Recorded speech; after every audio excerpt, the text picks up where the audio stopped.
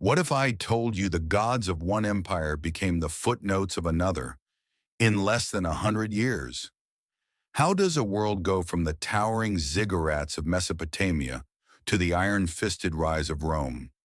What happens when entire civilizations vanish without leaving a single word behind?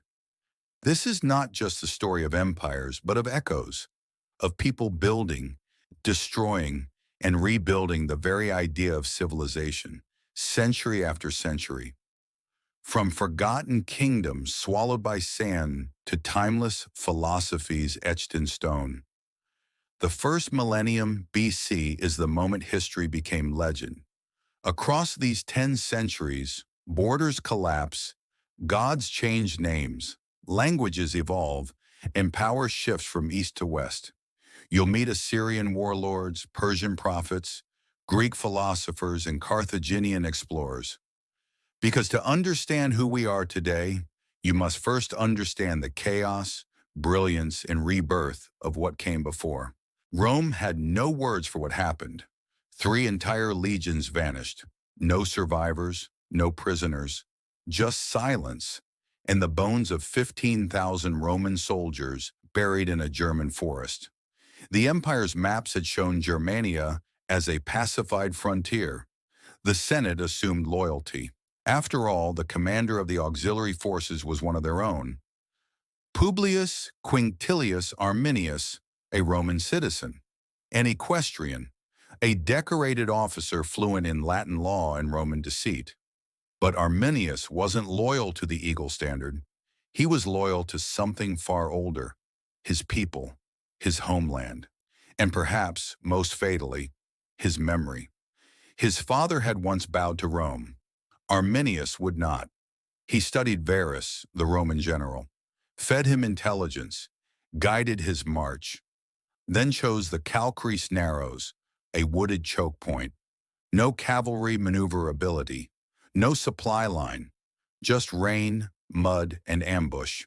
In just 3 days, Arminius dismantled the illusion of Roman invincibility. He didn't just use Roman tactics, he subverted them. Layered ambushes, psychological manipulation, false defectors, textbook Roman strategy turned against itself. But what truly shattered Rome wasn't the defeat, it was who had delivered it. A Roman citizen, knighted by Rome, trained by Rome, victorious because of Rome. The fallout was seismic. Augustus locked himself in his palace, muttering, "Quintili vari, legiones rede." Varus, give me back my legions. The empire began to retreat, not just from Germania, but from its confidence in eternal expansion. But while Rome recoiled at the edges of empire, rot had already set in at the core. In less than 2 centuries, a man would literally buy the throne, not conquer it, not inherit it, buy it.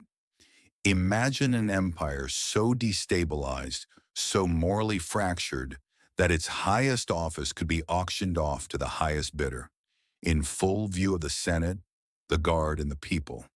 Next, the empire's auction, when gold replaced glory and the empire slipped its own foundations.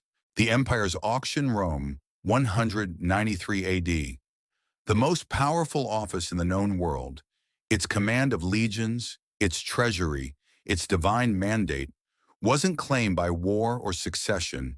It was sold to the man who bid highest. In the Castra Praetoria, gold glinted under torchlight, not from trophies or plunder, but bribes. 25,000 sesterces per soldier, enough to buy silence, obedience, and a crown. Marcus Didius Julianus, never a general, never tested in battle, was declared Emperor of Rome. But he never stepped foot in the army camps before, never addressed the Senate with fire. His hands shook when he placed the laurel on his own head. The Temple of Janus, symbol of war and peace, had its doors closed that night. Not out of hope, but neglect. No one cared anymore whether Rome was at war or not. The gods had gone silent. One senator wrote in a private letter, Better to be ruled by ghosts than men bought by coin. Outside the city, grain shipments from Egypt stalled. A revolt in Pannonia simmered, and deep in a Numidian village, a Christian scribe copied letters from a man named Paul, while Julianus celebrated with wine imported from Rhodes. The guards who sold the empire grew restless. They'd seen the transaction. Now they demanded the dividends. Julianus ruled for just 66 days. By then, another man had risen. Septimius Severus, governor of Pannonia, was already marching, letters in hand demanding recognition from the Senate and promising retribution. Julianus died alone, throat slit in the palace, his memory damned by senators, his statues pulled down. But something more important died with him. Faith, not in gods, but in the empire itself. And in the ashes of that faith, a new one was already taking root. If an empire can be bought, was it ever truly a republic to begin with? Or better yet, when a throne is sold to the highest bidder, who really rules?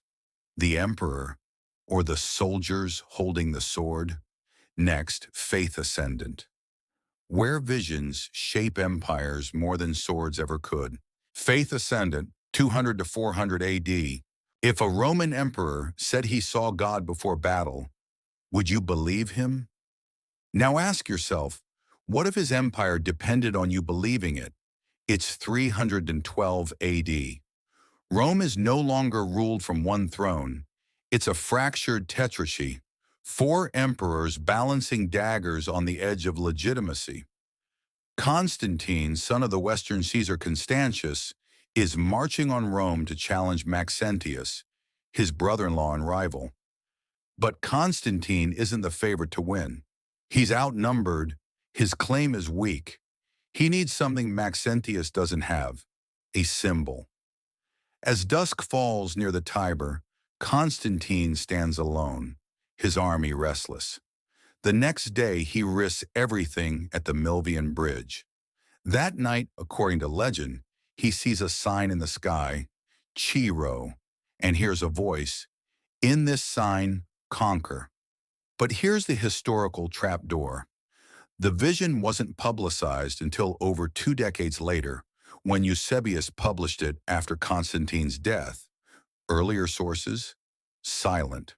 Not one Roman chronicle from 312 to 330 mentions a sky-born cross or divine voice.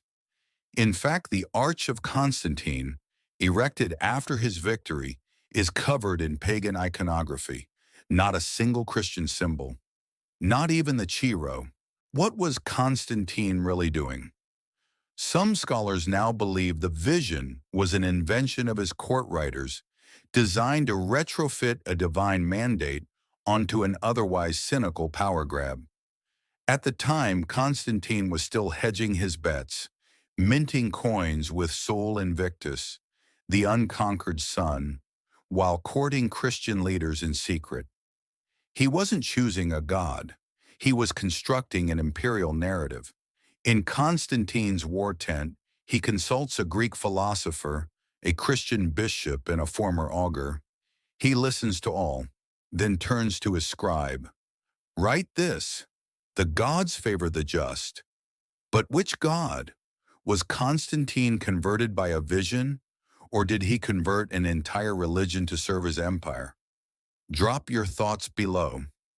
Do you think the Chiro was divine revelation or early imperial marketing? Whatever the truth, one fact remains. Within a decade of that supposed vision, Constantine wasn't just invoking God. He was legislating him. Next, how 3 emperors, 1 edict, and a flick of ink transformed faith into law. Edicts that rewired an empire. What if the world's most powerful empire wasn't just shaped by conquest, but by the ideas its rulers feared?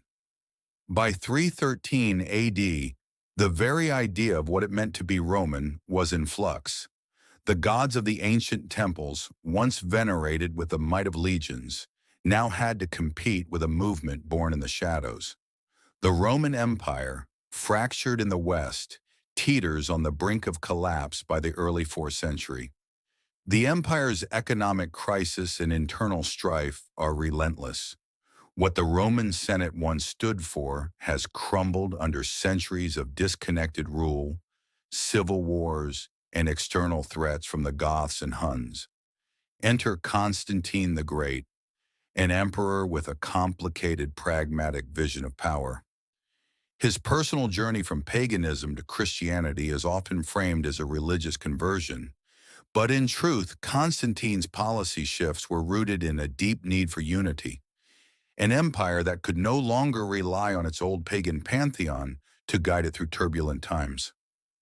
Constantine's Edict of Milan seems like a clear victory for Christianity, yet the political reality is much more ambiguous. The edict is not a guarantee of Christian supremacy, but rather a tactical move, a strategic legalization of a growing power. With Licinius, his co-emperor, they grant Christianity the same legal standing as other religions. But here's a detail often overlooked. Constantine's motives were as much about containing threats to his rule as they were about embracing faith. The rise of Christianity had sparked a mass movement, and by formalizing it, Constantine reduced the risk of popular uprisings and usurpers who could use the church's growing influence for rebellion. What if I told you the gods of one empire became the footnotes of another in less than 100 years? How does a world go from the towering ziggurats of Mesopotamia to the iron-fisted rise of Rome? What happens when entire civilizations vanish without leaving a single word behind? This is not just the story of empires, but of echoes, of people building, destroying, and rebuilding the very idea of civilization, century after century. From forgotten kingdoms swallowed by sand to timeless philosophies etched in stone. The first millennium BC is the moment history became legend. Across these 10 centuries, borders collapse, gods change names, languages evolve, and power shifts from east to west. You'll meet Assyrian warlords, Persian prophets, Greek philosophers, and Carthaginian explorers. Because to understand who we are today, you must first understand the chaos, brilliance, and rebirth of what came before. We desire that all peoples follow the religion that the divine Peter delivered to the Romans. Yet in the halls of power, the resistance is palpable. Pagan senators, worshippers of Jupiter and Apollo, see this as a betrayal of the empire's roots. The old Roman gods were once the very foundation of imperial power, but now those symbols of ancient power, revered for centuries, are being erased. Pagan temples are repurposed as churches, and statues of the gods are dismantled. The Roman elite, once accustomed to using pagan rites to legitimize their rule, are shaken to their core. The Edict of Thessalonica didn't just affect the high court, it had a profound effect on the lower classes, many of whom didn't identify with the Christian faith at all. Their lives were uprooted as pagan practices were increasingly criminalized. The emperor's law was enforced at the street level. In a sense, the empire was now torn between its past and present, Christianity demanding complete loyalty, while the pagan masses held on to old traditions for survival. But behind the emperor's power, there's another underground conflict.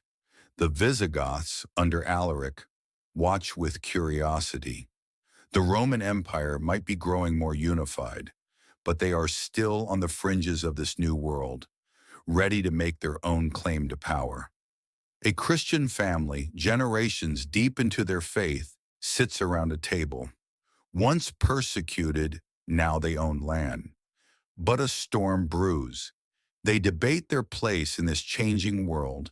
As their son is told he might one day sit on the emperor's council. A father asks, "What will our faith be in 100 years?" The old ways, once so familiar, are disappearing. Yet there is a newness that pulls at them. This is no longer a small, secretive cult, but a state religion, an empire under transformation. As the Roman elite fall in line, does Christianity truly shape the future of the empire?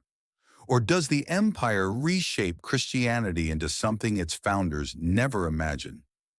Drop your thoughts below. Did Theodosius's decisions rewrite the empire, or just paper over its cracks? As Christianity ascends to imperial heights, the cracks in the empire's old world are becoming visible. Soon the last emperor of the West will surrender the empire without a battle. What happened to Rome's legendary strength? Next, we venture into the final days of the Western Roman Empire. If you have watched to this point, kindly hit the subscribe button as your subscription helps us to get to more people. Fall in fragments, 400 to 600 AD. It is September 4th, 476 AD. In what was once the heart of the Roman Empire, its last emperor, Romulus Augustulus, sits in the imperial palace, a mere boy surrounded by a few loyal figures. This isn't the end of Rome that history's grand storytellers have described. There is no last stand, no dramatic battle of titans. Instead, in a quiet chamber, Romulus Augustulus signs his abdication, a single act of resignation, the symbol of a decaying empire. Rome, after centuries of glory, has fallen into a bureaucratic quagmire. The empire's military might, once unmatched, is no longer the formidable force it once was. From Germanic invasions to the internal fractures that weakened the empire, it had become impossible to govern such a vast and fragmented land. And so, on this fateful day, the Western Roman Empire collapses not in a storm of battle cries, but in paperwork and passive submission. Romulus, no older than a teenager, sits across from Odoacer's envoys, silent and almost indifferent. His reign had never been his own, and now the imperial mantle is passed in a low-key ceremony. Odoacer, a Germanic chieftain, would not wear the imperial crown, no. Instead, he would simply be the king of Italy, marking the end of any pretense that the Western Roman Empire was still in control of its own fate. No battle of the legions, no sword fights, just bureaucratic indifference. The last Roman emperor, a boy, was relieved of his title. A new world order was now emerging, not through rebellion or war, but through quiet reshuffling of power. The senators of Rome, powerless and irrelevant, watched as their empire crumbled. There is no war, no heroic struggle. The fall of the Western Roman Empire wasn't an event, but a process. By the time Romulus Augustulus resigned, Rome had already ceased to function as an empire. The military was more concerned with pay than loyalty, and the barbarians had long since integrated into the empire's system, holding positions of power within the army and administration. The Roman Senate, once the heart of the empire's governance, had become little more than a symbolic relic, powerless to resist the forces of change. But here's the real truth. Why did no one resist? The truth is, by 476 AD, the idea of a unified Rome was no longer credible. The East, with Constantinople at its core, would continue to thrive as the Byzantine Empire. But the West, once the dominant power in the world, had fractured beyond repair. What remains is the spiritual capital of a once great empire, slowly transformed from pagan heartland to the seat of Christian power. Rome didn't fall overnight.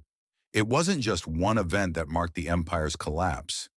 It was a slow erosion that began when the first cracks in the empire appeared.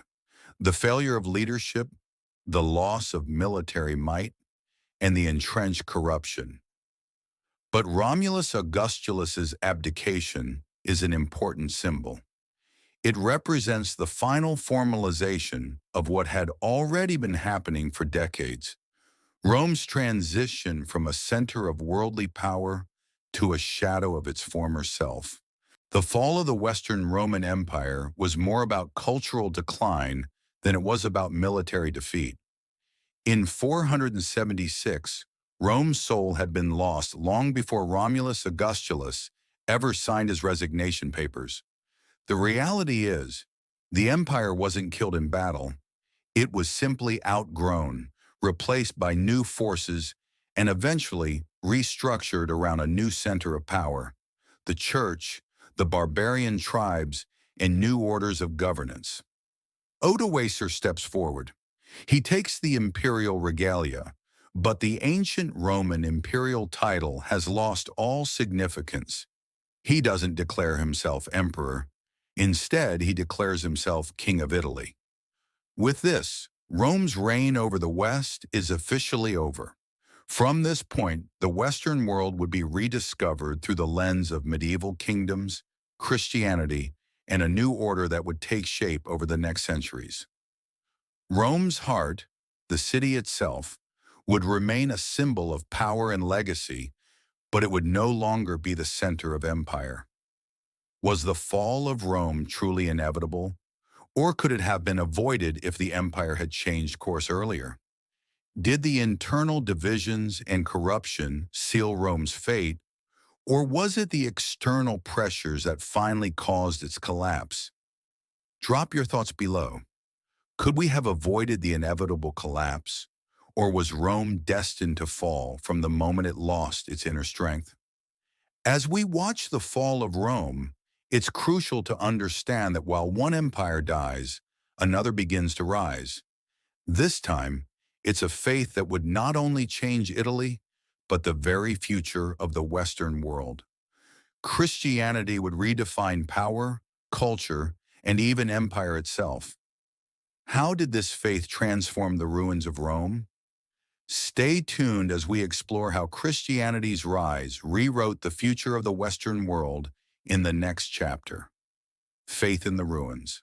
How do you rebuild a civilization when you've already buried the gods?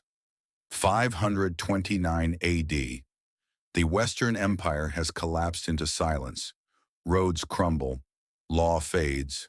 Rome, once center of the world, is now a whisper. But on a jagged hilltop once soaked in pagan blood, a man kneels, not in prayer, but in calculation. His name is Benedict of Nursia. He founds a monastery at Monte Cassino, not just on the site of a pagan temple, but one reportedly desecrated during a bloody Visigothic ritual 3 decades earlier, a temple that locals avoided out of fear of haunting and hex. But Benedict chooses this exact site to plant Christianity's flag, a calculated provocation, not a retreat. He's not just building faith, he's reclaiming psychological territory. The monastery becomes a beacon, a fortress, and unknowingly, the prototype of Europe's intellectual infrastructure. Inside the crumbling villa of a former Roman magistrate, a nobleman debates his legacy with his wife. Their only son, once destined for the Senate, now packs his tunic for Monte Cassino. Will he return a man of faith or a ghost of our world? She doesn't answer. She slips him a ring, a seal once kissed by senators in the Curia. Few realize this. The early Benedictine monks at Monte Cassino didn't just copy scripture. They preserved agricultural treatises, Roman surveying manuals, even pagan philosophical texts under lock and key. They weren't just monks. They were custodians of a fallen empire. And here's the twist. We know this because of a buried inventory list from a satellite Benedictine site discovered in 1996, containing pre-Christian works labeled Doctrina Tolerata, tolerated teachings. The church wouldn't speak of it, but the monks remembered Rome differently than we think. If the monks preserved pagan knowledge under the guise of faith, was Christianity saving Rome or secretly becoming Rome? Discuss below. Were the monasteries engines of faith or vaults of empire disguised in prayer? But while monks quietly rewrote civilization in ink, in silence, beyond the monastery walls, kings were rising who didn't care for scrolls or saints. They ruled by blade, oath, and ambition. and one would strike fear across both Christendom and the old imperial elite. Next, the war kings of Europe: Clovis, Theodoric, Justinian. Not heirs of Rome, rivals. Stay with us as new powers rise. New powers rise 600 to 800 AD. The death of the prophet. The founder of one of the world's most enduring empires is dead. But before his body is even buried, a new empire is already being negotiated behind closed doors. What if the real origin of Islamic politics wasn't the revelation, but the succession? Date: June 8, 632 AD. Medina. In a home filled with silence, the Prophet Muhammad lies motionless, not yet buried. Outside, Saqifa Banu Sa'idah is erupting, not with grief, but with tribal negotiation. Few viewers know this. The Prophet's funeral was delayed precisely because the community could not agree who would lead next. Not a single verse in the Quran lays out a political succession plan.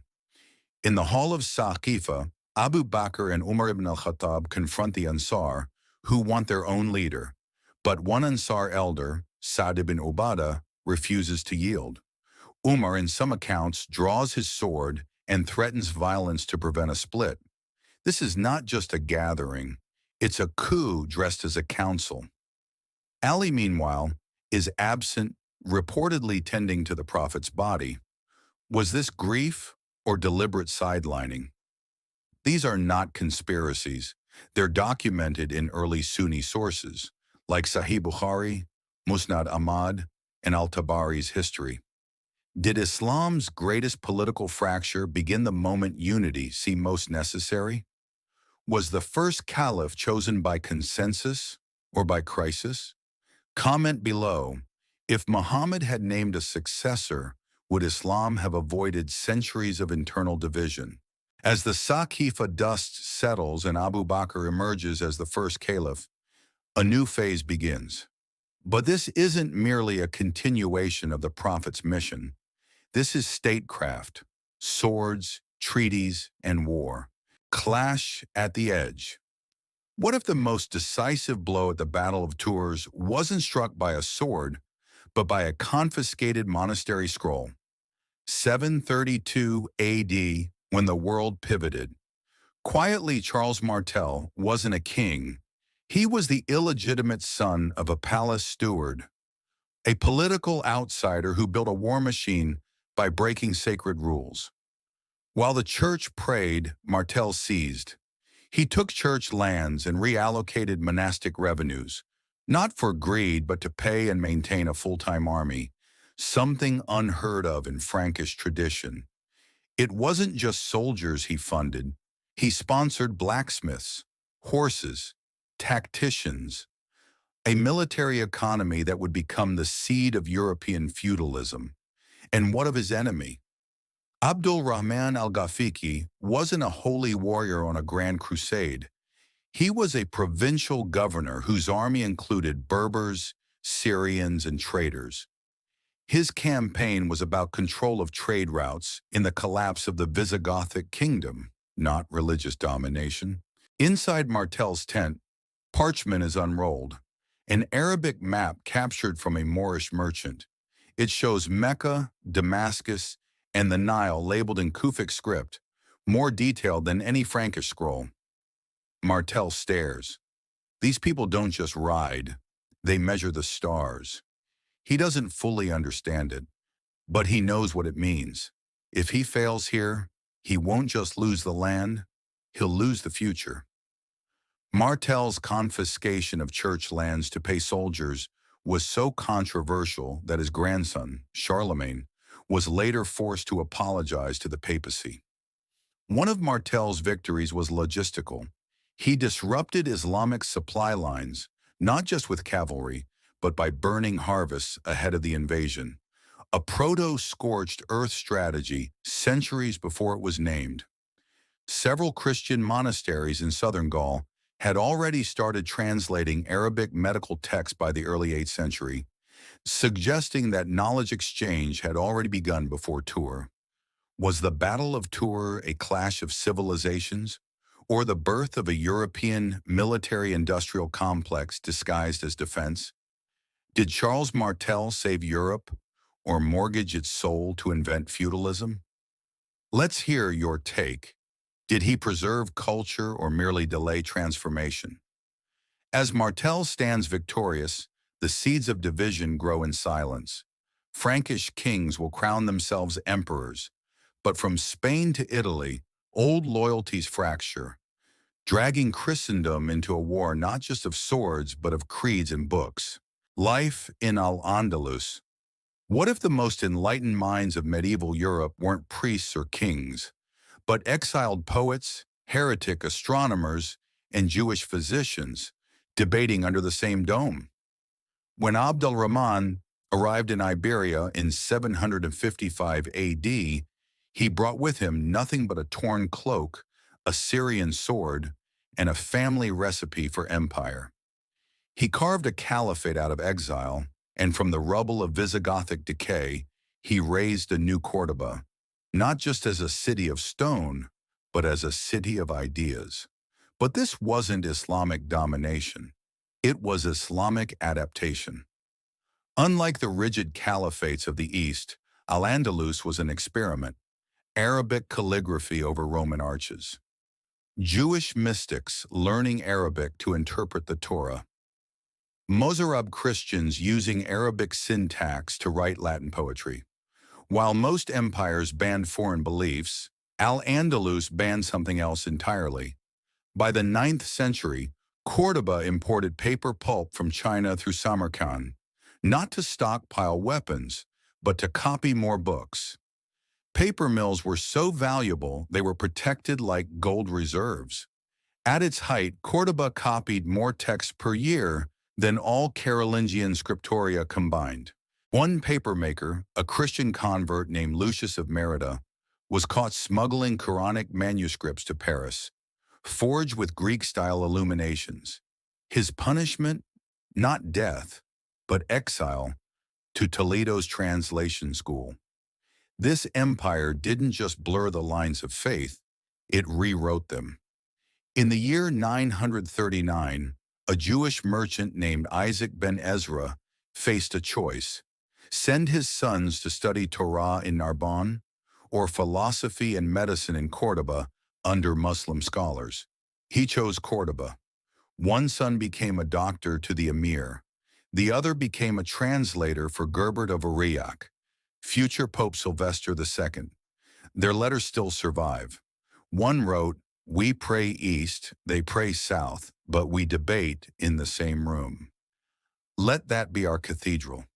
Could Europe's great divide between science and religion have been avoided if it had simply followed Cordoba's lead? Or was Al-Andalus a fragile illusion, waiting to be shattered? But golden ages rot from within. In 1009, Cordoba erupts into civil war. Libraries burn, neighbors turn, faith becomes identity, identity becomes weapon. As the Dome of Light collapses, iron-forging warlords rise, north of the Duero and beyond. Next, forging new orders, when holy ambition met iron will. Forging new orders, 800 to 1000 AD. Why did Charlemagne wince the moment he was crowned? And why has the Church never let go of that crown since? Rome, Midnight Mass, December 25th, 800. Pope Leo III steps forward, not with incense but intent. For over a year, Leo had clung to his papacy by a thread, nearly lynched, eyes gouged, tongue cut by Roman nobles who saw him as a puppet.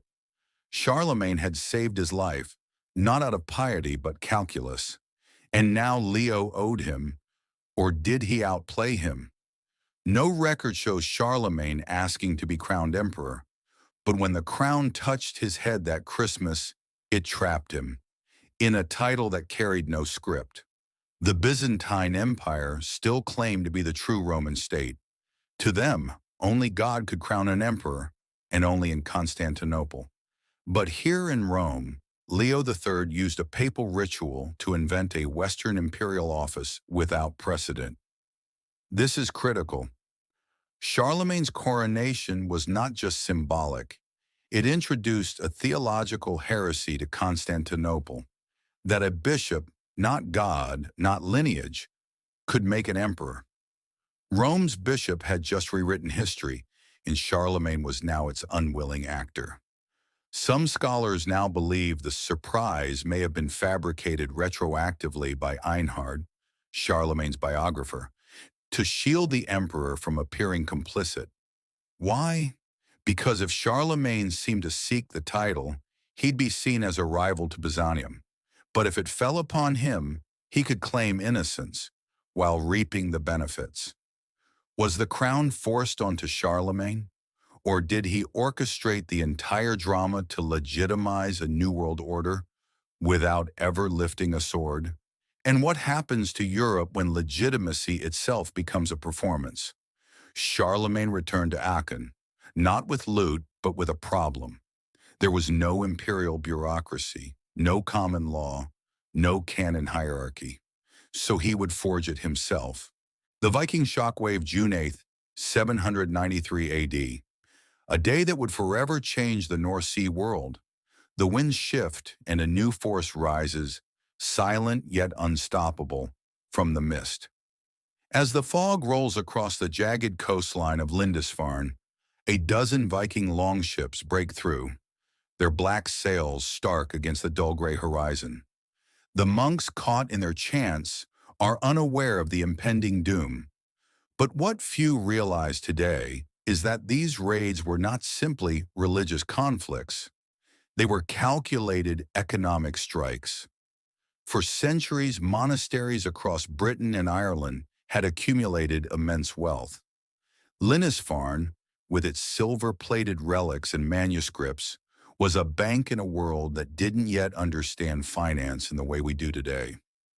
For the Vikings, these were the soft targets, perfectly situated, rich in resources, and virtually unprotected. So why were the monks unprepared? Lindisfarne wasn't just a place of worship.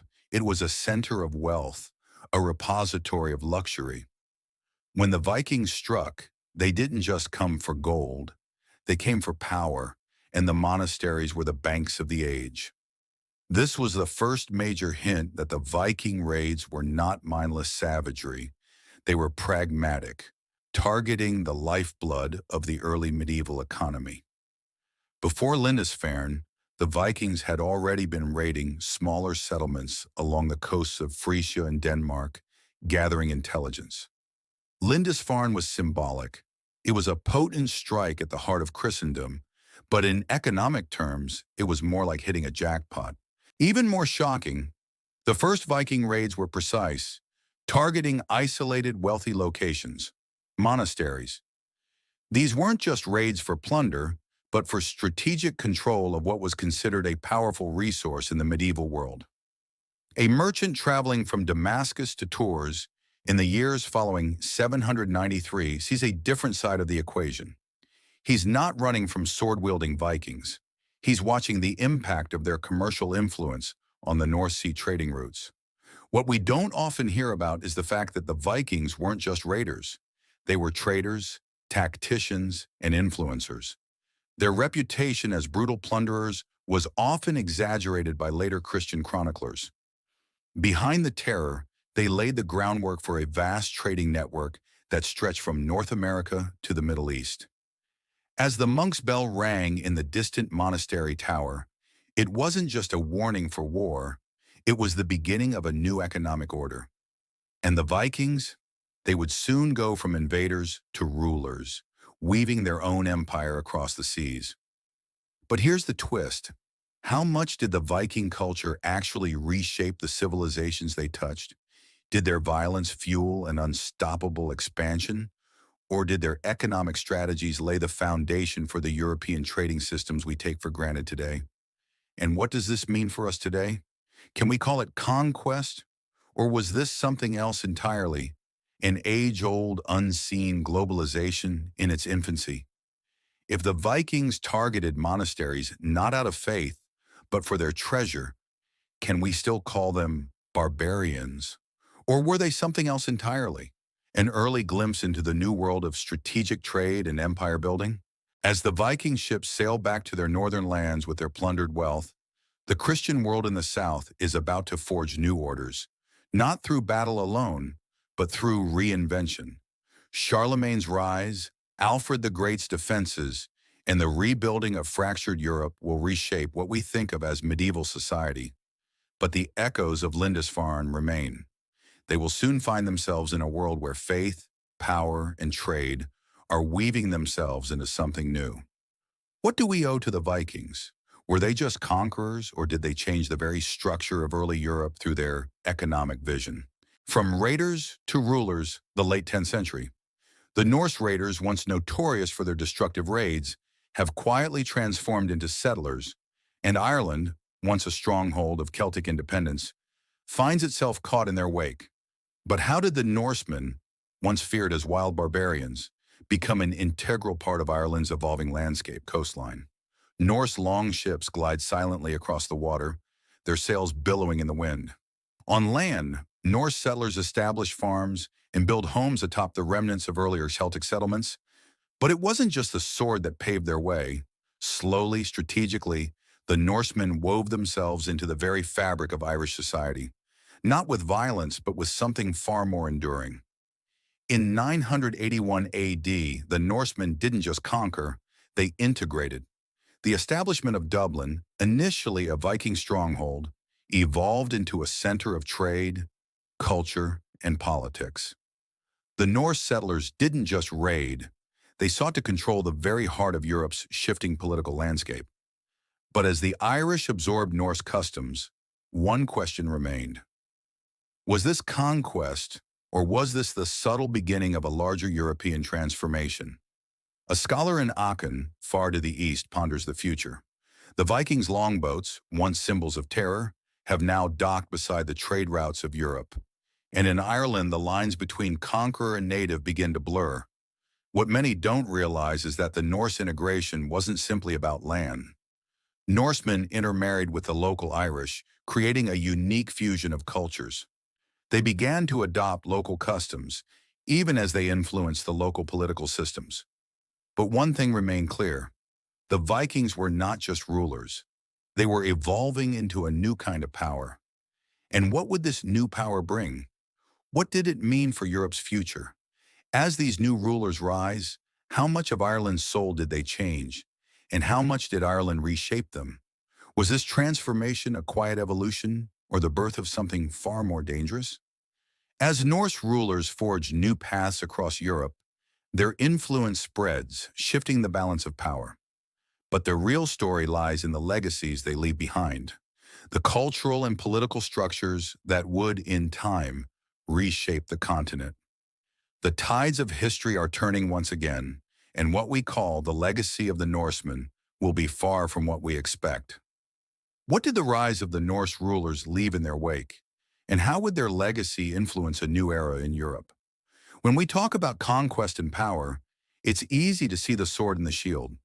But as the Norsemen set their roots deep into Irish soil, they changed more than just the landscape. They changed the idea of power itself. Was it the sword that won, or was it the quiet weaving of alliances and cultures that made the difference? Do we ever really conquer? Or is it that true power lies in the ability to adapt, absorb, and leave a lasting legacy in the cultures we touch? Legacy and reflection. Across the span of the first millennium, civilization was not a static thing. It was in a constant state of transformation, with boundaries drawn, redrawn, and sometimes erased entirely by war, trade, and faith. It was a time where empires rose and fell, but one thing remained unchanged: the human desire to preserve and remember. Why? Because memory became resistance, a tool to push back against the forces of collapse. But what happens when that resistance takes root in places where we least expect it? A monk in a scriptorium, hunched over a manuscript, the whispering of quills in the stillness of the night. His eyes flicker with urgency, not just transcribing the past, but actively rewriting the future. The ink spills across the parchment, not as mere words, but as a lifeline to the past, a defiant stand against the tides of oblivion. In the midst of crumbling empires, the preservation of knowledge became more than just an act of memory. It became an act of defiance. The Christian monks who preserved classical texts, the Islamic scholars who translated Greek philosophy, the Jewish communities safeguarding their scriptures, they weren't just keeping history alive, they were shaping the future itself. But why did they feel the need to protect a world that seemed on the verge of collapse? Scholars are engaged in lively debate, weaving together old wisdom and new perspectives. The world was fractured, yet somehow this intellectual bridge remained. The camera zooms in on one scholar, watching the waves crash against the Roman ruins, symbolizing the impermanence of the past and the fragility of knowledge. They knew what was at stake. To lose knowledge was to lose identity, and to lose identity meant to lose the future. In a world that seemed to be breaking apart at the seams, knowledge was the last thread holding things together. From the collapse of the Western Roman Empire to the rise of Islam, from the migration of peoples to the disintegration of old dynasties, one thing became clear. The past was being used to resist collapse, but not everyone agreed on how to preserve it. While the scholars in the monasteries believed in preserving the past, others were actively reshaping it. The Vikings, often seen as the destroyers of civilization, left behind their own form of memory preservation. Their sagas, filled with tales of gods and heroes, carried wisdom and law that would influence the northern kingdoms for centuries. And as the world entered the second millennium, one question lingered. Was it the destruction of the old world, or the preservation of its memory that allowed civilization to survive? As we reflect on this era, consider this. The very boundaries of the world we know today, the borders we fight over, the languages we speak, the religions we follow, were shaped in this turbulent time. But as we look at our world now, can we say the preservation of the past has led us to a better future? Or have we just inherited the same cycles of collapse and rebirth? What echoes of the first millennium are still shaping our reality today? And what lessons are we overlooking as we reshape the world once again? The preservation of memory was not a passive act. It was an active rebellion against collapse. As we stand at the edge of our own era of change, ask yourself, how much of the past are we actively resisting, and how much are we allowing it to guide us? From the fall of empires to the rise of new orders, the first millennium was a time of constant flux. But as old orders crumbled, new powers emerged to take their place, sometimes in unexpected ways. And it's these powers, forged in the fires of conflict, that we must turn to next as we explore how the legacy of the first millennium reshaped the world that followed. Fascinated by every century of the first millennium? Drop a comment below with your thoughts, hit like, and don't forget to subscribe so more people can see this channel for more untold histories that shaped our world.